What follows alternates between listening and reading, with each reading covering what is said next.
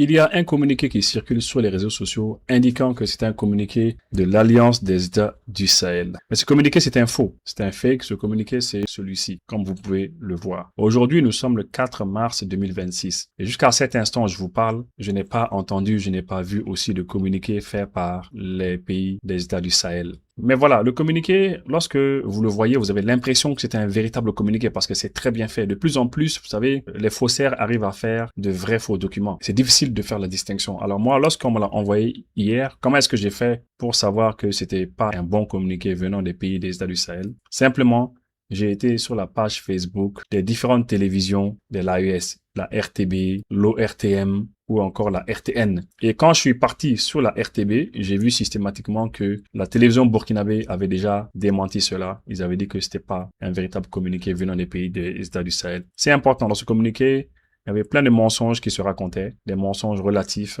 à la guerre qui se déroule actuellement au Moyen-Orient, notamment entre l'Iran et l'Israël et les États-Unis. En tout cas, c'est important que les gens puissent faire la distinction entre les vrais communiqués et les faux communiqués. À chaque fois que vous avez un communiqué de ce genre-là, ne vous précipitez pas pour le publier. Allez-y vérifier. Allez-y voir sur les pages officielles des différents gouvernements, des différents ministères, des différentes présidences, si éventuellement il y a le communiqué. Si le communiqué n'est pas là-bas, faites attention. Parce que si vous le publiez, vous allez contribuer à désinformer davantage. Quand je l'ai eu, en réalité, je n'avais aucun moyen pour savoir que c'était un faux communiqué. Aucun moyen. Mais je l'ai pas publié systématiquement, j'ai été vérifié sur ces pages. Et quand j'ai vu que sur ces pages-là, les pages officielles, j'ai vu que c'était marqué sur fake news, j'ai compris que si je l'avais partagé, j'allais faire une grave erreur.